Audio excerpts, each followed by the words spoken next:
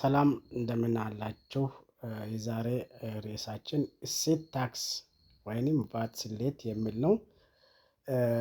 ኦር ቫት ካልኩሌሽን የሚል በሰፊ እንዳስሳለን ማለት ነው። ስለዚህ እስከ ቪዲዮአችን መጨረሻ ከኛ ጋር ከቆያችሁ የግዢ ቫት ወይንም ኢንፑት ቫት እና የሽያጭ ቫት ወይንም አውትፑት ቫት በፕሮክላሜሽን ነምበር 1341 ህዝባር 24 መሰረት ህጋዊነቱንና ተፈጻሚነቱ የት ድረስ እንደሆነ በሰፊ እንዳስሳለን። እስከ መጨረሻ ከኛ ጋር እንድትቆዩ እንጋብዛችኋለን። ይህንንም ቪዲዮ ላይክ፣ ሼር፣ ኮመንት እንዲሁም ቻናሉን ሰብስክራይብ በማድረግ እንድትጀምሩ እንጠይቃችኋለን።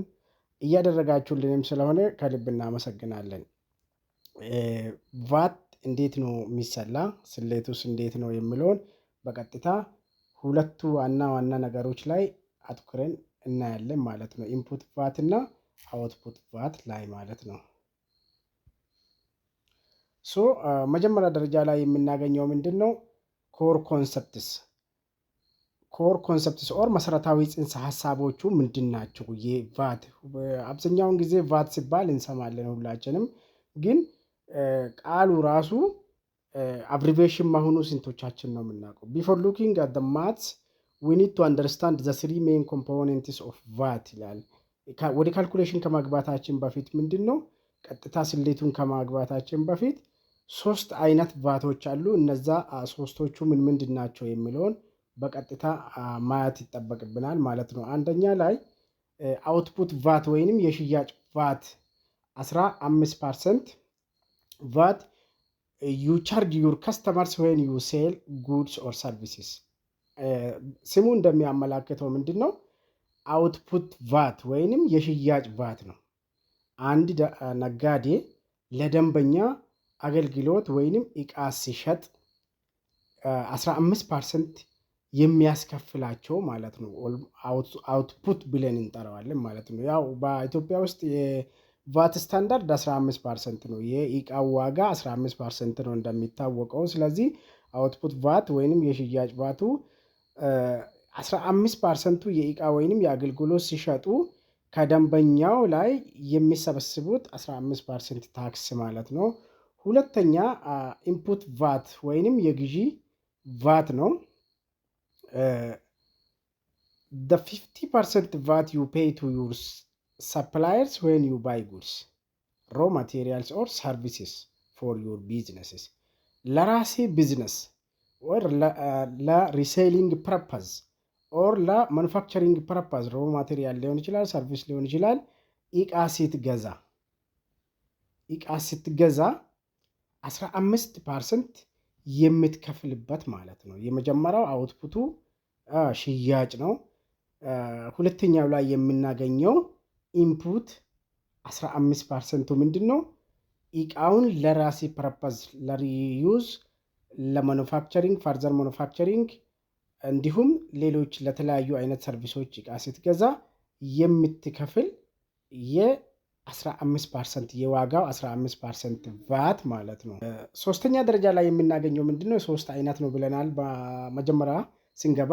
ሶስተኛው ኔት ቫት ፔያብል ወይንም ሪፋንደብል ወይንም የሚከፈል ወይም የሚመለስ የተጣራ ቫት ማለት ምን ማለት ነው? ኔት ቫት ማለት ምን ማለት ነው? አንደኛ ኢንፑቱ ስንገዛ ነው ብለናል፣ ስንሸጥ ነው ብለናል። አውትፑቱ ስንገዛ ነው ብለናል። ሶስተኛው አይነት ደግሞ ኔት ቫት ፔያብል ወይንም ሪፋንደብል የሚባለው የሚከፈል ወይም የሚመለስ የተጣራ ቫት ማለት ምን ማለት? the actual amount you send to or claim from the ministry of revenues በወሩ መጨረሻ ወይንም በአመቱ መጨረሻ ላይ ካከናወንካቸው ሁለቱ የግዢና ሽያጭ የከፈልከውም አለ የሰበሰብከውም አለ። እነዚህ ሁለቱን ኮምፔር አድርገህ ማለት ነው ወይ ሪፈንድ የምታስደርግ ወይ ደግሞ ለሚኒስትሪ ኦፍ ረቨኑ የምትከፍለው ማለት ነው። ኔት ቫት ፔያብል ኦር ሪፈንደብል ምን ሲሆን ነው ፔያብል የሚሆነው ኦር ምን ደግሞ ሲሆን ነው ሪፋንደብል የሚሆነው የሚለው በሚቀጥለው ስላይድ ላይ ስለምናይ አትጨነቁ። ዋናው ግን ምን ማለት ነው ፔያብል ኦር ሪፋንደብል የሚከፈል ወይም የሚመለስ የተጣራ ቫት ማለት ምን ማለት ነው የሚለውን ብቻ እናጣራ። the actual amount you send to or claim from the Ministry of Revenue የሚከፈል ወይንም የሚመለስ የተጣራ ቫት ማለት ወደ ገቢዎች ሚኒስቴር የሚከፍሉት ወይም እንዲመለስላቸው የሚጠይቁት ትክክለኛ የገንዘብ መጠን ማለት ነው። the difference of the two A እና B የሁለቱ ልዩነቶች ማለት ነው። ሁለቱ ልዩነቶች የምንጠይቀው ኔት ቫት ፔያብል ኦር ሪፈንደብል ብለን እንጠራለን ማለት ነው በትክክለኛ ስሙ። ቀጥለ የምናየው ሁለተኛ ላይ ደኮር ፎርሙላ ዋና የስሌት ቀመሩ ምንድን ነው? ቅድም እንዳየነው ዋና ጽንሰ ሐሳቡን ነው ያየነው ሶስቱን ነገሮች ማለት ነው። ጽንሰ ሐሳቡን ከተረዳም በኋላ እንዴት ነው ወደ ስሌቱ ስንገባ እንዴት ነው ሊሰላ የሚችለው የሚለውን በግልጽ እስቲ በዚች ስላይድ እና የሚቀጥሉት ስላይዶች አሉ በጥሞና ተከታተሉ። so the calculation always follows this standard rule የቫት ስሌቱ እንደሚከተለው ነው የሚለው ኔት ቫት ቅድም ያየነው ማለት ነው። ኔት ቫት ወይንም ፔያብል ኦር ሪፈንደብል ያልነው ማለት ነው። ሲ ላይ ያየነው ኔት ቫቱ አውትፑት ቫት ማይነስ ኢንፑት ቫት።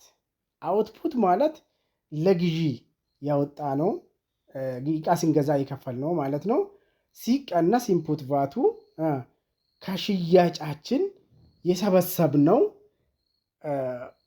ልዩነቶቹ ማለት ነው። የተጣራ ቫት ማለት የሽያጭ ቫት ሲቀነስ የግዢ ቫት ማለት ነው። የሽያጭ ቫት ማለት አውትፑት ነው አንደኛ ላይ ኤ ላይ እንዳየነው ማለት ነው። የግዢ ቫት ማለት ኢንፑት ነው። ሶ እቃ ሲሸጥ ምንድነው የሚሰበስበው ቫት 15% ነው። ቢኮዝ ዋጋችን ላይ ጨምረን ማለት ነው። ዋጋችን ላይ ጨምረን የእቃ ዋጋ የ15% ጨምረን እንሰበስባለን። ሶ ሲቀነስ የግዢ ቫት እቃ ሲንገዛ ደግሞ 15% በእቃው ዋጋ ላይ ጨምረን እንከፍላለን። at the end of the day በሽያጩ የሰበሰብነው 15% ሲቀነስ በግዢ የከፈልነው 15% እኩል ይሆናል የተጣራ ቫት ብለን እንጠራለን ኦር ኔት ቫት ብለን እንጠራለን ማለት ነው። የሽያጭ ቫቱ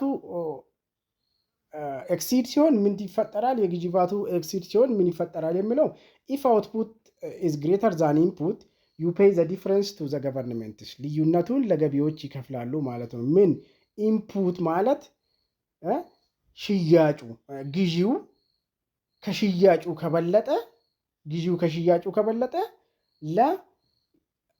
ለገቢዎች ቢሮ ይከፍላሉ ማለት ነው። if input greater than output you have a VAT credit or refund claim ኢንፑቱ ግዢያችን በሽያጭ ከሰበሰብነው ከበለጠ ሪፈንደብል አለን ማለት ነው። ሪፈንድ ማለት ኢንፑቱ ሲበልጥ ወይንም ደግሞ የግዢው ቫት የሰበሰብነው በግዢው ሰዓት የከፈልነው ሲበልጥ ተሰብሳቢ አለን ማለት ነው። ሪፈንደብል አለን ማለት ነው። ስለዚህ ኔት ቫት ኢዝ ኢኳልስ ቱ አውትፑት ቫት ማይነስ ኢንፑት ቫት ነው። የተጣራ ቫት ማለት የሽያጭ ቫት ወይንም አውትፑት የሽያጭ ነው። ኖርማሊ እቃህን ሲሸጥ ነው 15% የእቃ ዋጋ ላይ ጨምረህ የምትሰበስበው ዲስ ዋን ዊ ኮል ኢት አውትፑት እንላለን ማለት ነው። ኢንፑቱ ደግሞ እቃ ወደ ራሳችን እያመጣን ነው። በምናመጣው እቃ ላይ 15% ጨምረን እነዛ የሚሸጡልን ስለሚያስከፍሉን ማለት ነው። ስለዚህ አውትፑቱ ወይንም የሽያጭ ቫቱ ከበለጠ ለገቢዎች ቢሮ የምንከፍል አለን ማለት ነው። ኢንፑቱ ከበለጠ ደግሞ ከአውትፑቱ ተመላሽ ወይ ሪፈንደብል we can claim the credit or refund claim ብለን እንጠራለን ማለት ነው። ሶስተኛ ላይ የምናገኘው ምንድን ነው? ዲቴይልድ ስቴፕ ባይ ስቴፕ ሴናሪዮ ነው። ደረጃ በደረጃ እየቀረበ ዝርዝር ምሳሌዎችን ነው የምናየው እዚህ ጋር። ለምሳሌ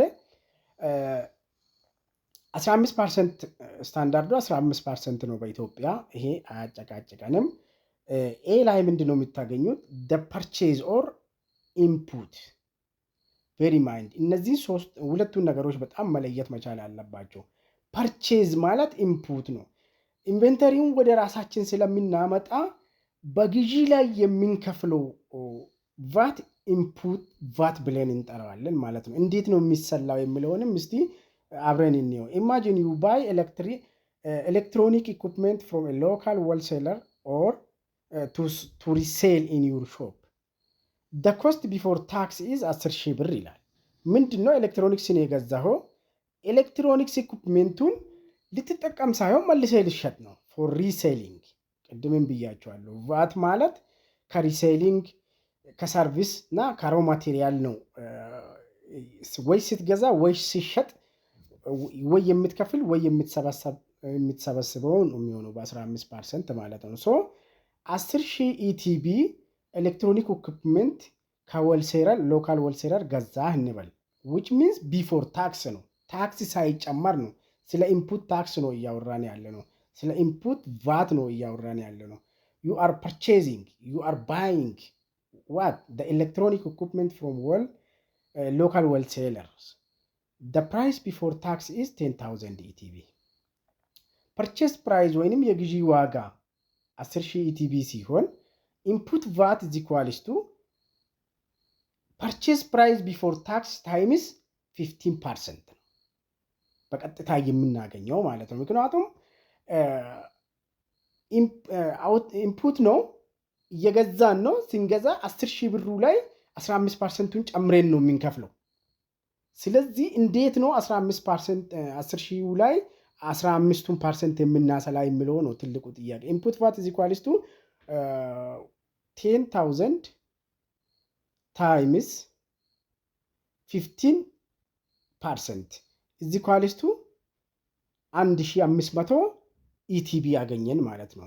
እቺ 1,500 ኢቲቢ ከኤሌክትሮኒክስ ግዢው ላይ ብቻ የተከፈለች ከፈልናት። ኖርማሊ ኢንፑት ስለሆነች ማለት ነው። ከፈልናት 10,000 ብሩ ላይ ደምረን ለባላ ኤሌክትሮኒክ ሾፑ ከፈልን ማለት ነው። ስለዚህ ኢንፑት ቫት is equals to price before VAT times 15% is equals to ኢንፑት ቫትን ነው የምናገኘው ማለት ነው። ስለዚህ ምንድነው ቶታል ፔይድ ቱ ሰፕላየር ለአቅራቢው የተከፈለው ጠቅላላ ዋጋ ስንት ነው የሚሆነው? 10,000 ብር የእቃ ዋጋ ነው። 1,500 ብር 15% ኢንፑት የከፈልነው ቫት ነው። በአጠቃላይ እዛ ቤት ውስጥ ከፍለን የምንወጣው 11,500 ብር ይሆናል ማለት ነው ኢንፑት ቫታችን። ይህንን ነው የምትመዘግበው። በመጨረሻ ላይ ኢንፑትና አውትፑት የትኛው በለጠ ሪፋንድ ነው ኦር ትከፍላለህ የሚለውን ለመለየት ከዚህኛው ይሄኛውን ሪከርድ ከማድረግ ነው የሚጀምረው ማለት ነው። ሶ ቀጥሎ ቢ ላይ the sale or output እቺንም በደንብ ለዩልኝ። ሴል ሲሆን ኢንቨንተሪውን ካንተ አውጥተህ ወይ ካንቺ ሱቅ አውጥተሽ እየሸጥሽ ስለሆነ አውትፑት ቫት ነው። ስትሸጥ ነው የምትሰበሰበው። ሶ the sale or output VAT calculation እንዴት ነው? You add your profit margin and decide to sell those same goods to a final customer for base price of 40,000. base price ማለት ምንድን ነው? ቅድም ምንድን ነው ያልነው? purchase price ነው ያልነው። እዚህ ጋር base price እንለዋለን ማለት ነው። base price ማለት የመሸጫ ዋጋችን የቫቱን አውትፑት ቫቱን ሳንጨምር ማለት ነው። which means 14,000 ኢቲቢ ማለት ነው። we call it base price.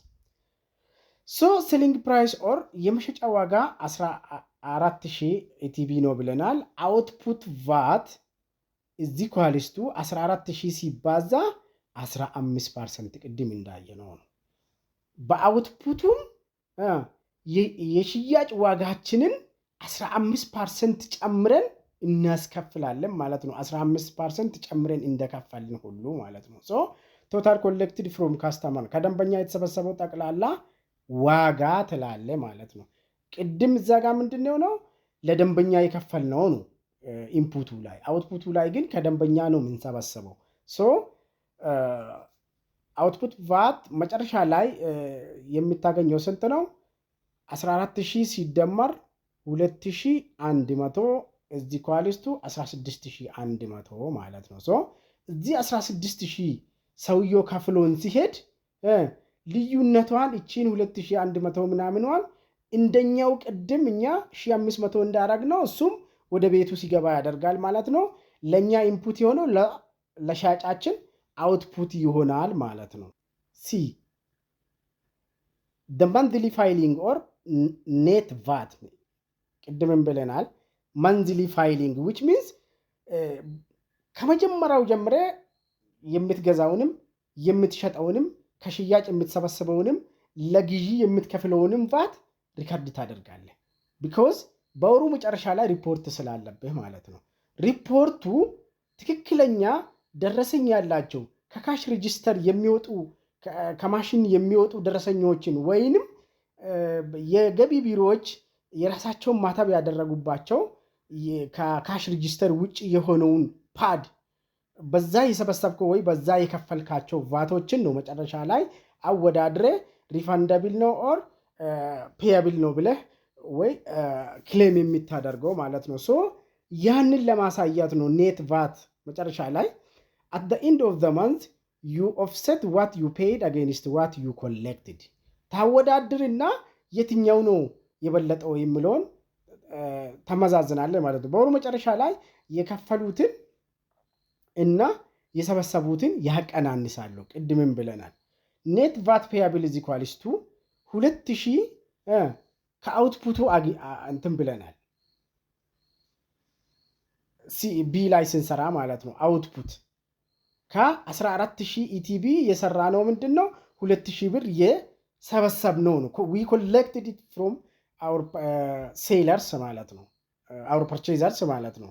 ሲቀነስ ኮምፒውተሩን ወይ ኤሌክትሮኒክሱን ሲንገዛ 10000 ብሩ ላይ ደምረን 1500 ወይ 11500 የከፈል ነው። ይሄ ኢንፑት ቫት ነው።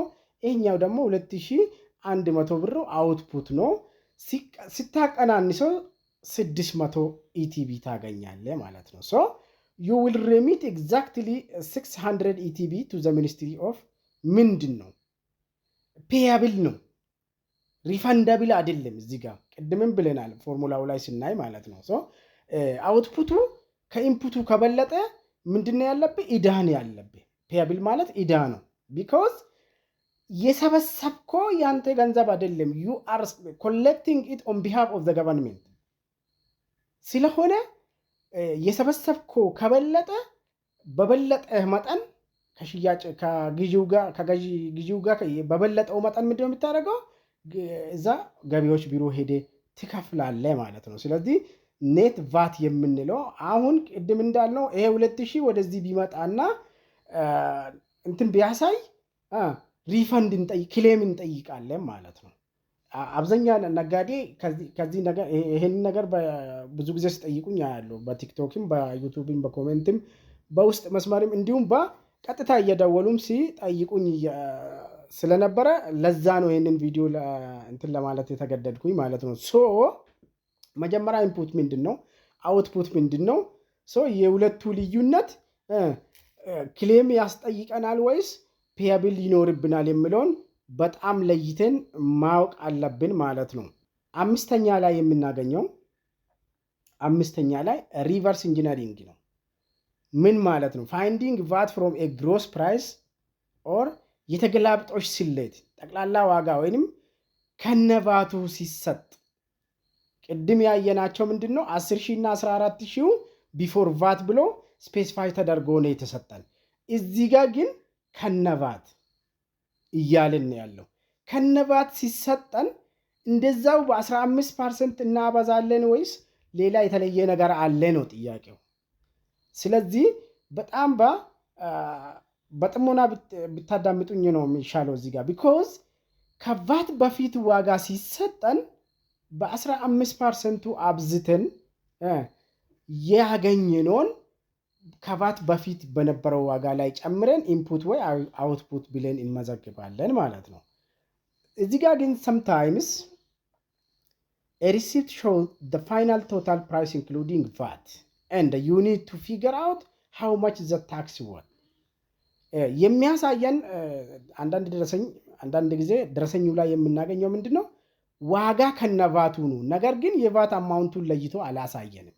ስለዚህ እንደዚህ አይነት ነገር ሲያጋጥማቸው ምንድነው ማድረግ ያለባችሁ ነው to extract the base price and the VAT from a gross amount use this formula ከነቫት ለተሰጣችሁ ዋጋ የቫቱን አማውንት ለይቶ ላላሳወቃችሁ ደረሰኝ ወይ በምንም አጋጣሚ ሊሆን ይችላል ከነቫት ተብሎ የተሰጠን ዋጋና የቫቱን አማውንት ለይተን ካላወቀን እችኛውን ፎርሙላ እንጠቀማለን ማለት ነው።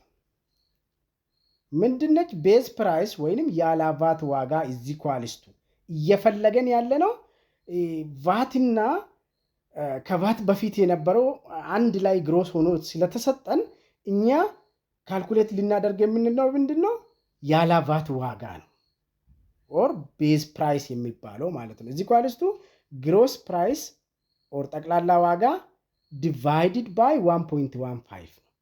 ይውላ ያኛው 10,000 እና 14,000 ሲሰጠን ሲባዛ 15% አድርገን ያገኘነውን በዛ ፕራይስ ላይ ጨምረን ነው ከነቫት ይሄ ነው ብለን ያለው። ነገር ግን ይሄ ምንድነው ከነቫቱ ሰጠን። ከነቫቱ ሲሰጠን ምንድነው የሚፈልገው ቤዝ ፕራይሱን ነው 10,000 እና 14,000